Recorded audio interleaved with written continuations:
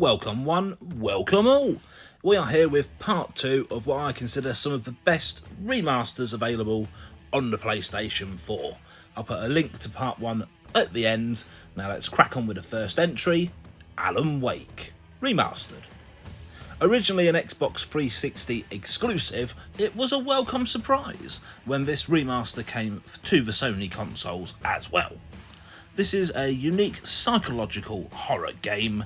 It looks better than ever, as you'd expect. You are the writer, Alan Wake, in a strange town, battling what lurks in the darkness. The story really helps set this apart from others in the genre. It's definitely one you want to play, and, I dare say, the sequel will be on your must playlist as soon as you finish this one.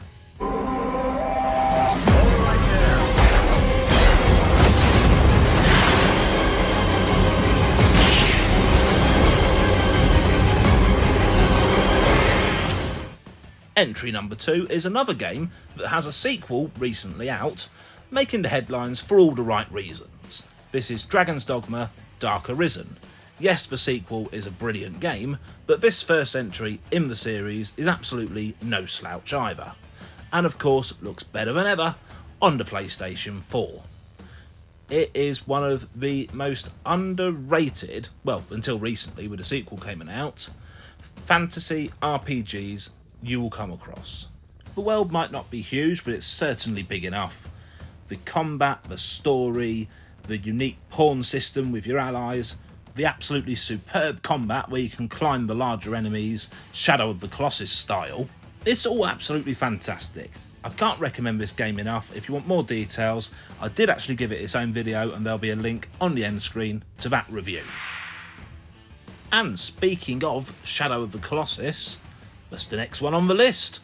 Originally a 6th generation PS2 darling, it looked good then, it just looks incredible now. If you're making a list of some of the best looking games on the PlayStation 4, this has got to be on it. The art style's superb, the world absolutely fantastic, going between the battles with the Colossi, you can just get lost by taking in the scenery. It's absolutely fantastic. And of course has that combat unique to it at the time of release, or at least as far as I know, where you climb the giant monsters to do damage to certain key areas. It's basically a game full of boss battles without the filler in the middle. I think it's a game that everybody should play at least once. Let me know if you agree in the comments.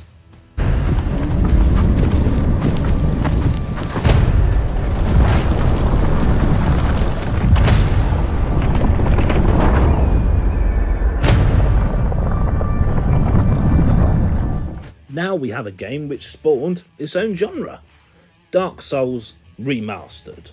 And when mentioning the birth of the Souls-like genre, I feel we need to mention Demon's Souls as well. But back to this game. As with all remasters, as it should do, it looks absolutely brilliant. Better than ever. And this game was famous for being very good, very unique, an RPG with some very, very challenging combat. In fact, as much as it was famous for being good, it was infamous for its difficulty.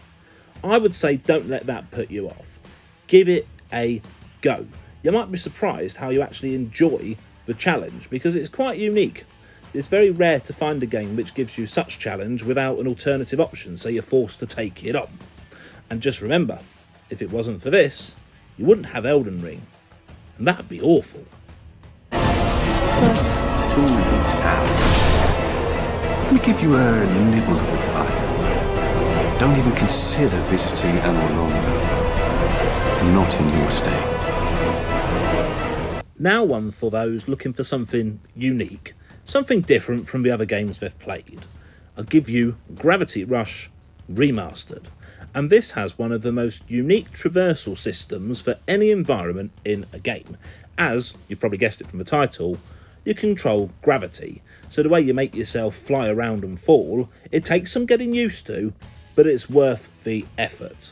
And while we're talking about things that are unique, look at this art style. I'm not saying it's never been done before, but it's not as common as other ones, and it just looks so good. Everything about this game makes it its own thing.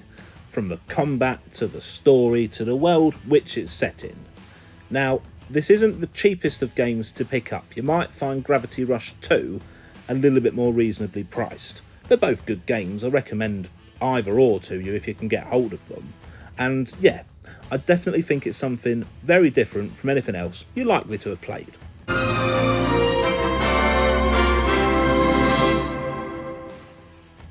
One thing we definitely were spoilt with on the 7th gen was a good selection of racing games, and it's no surprise some of the best have come to us in remasters on the 8th gen.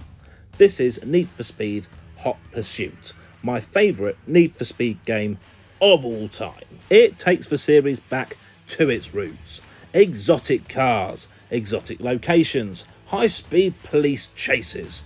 You've got traditional races, you've got timer events, you've got the pesky police trying to stop you at every single opportunity.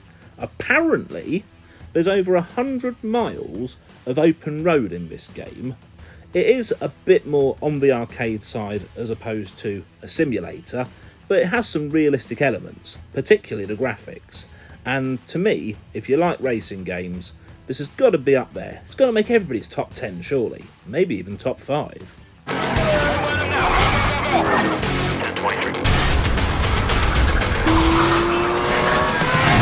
And as we come to the end of part 2 of this list, I've already got part 3 written. I'll be recording it soon. If you'd be kind enough to press the like button, maybe even subscribe, I'd greatly appreciate it. And until next time, why not check out one of these other videos? Ta-da for now.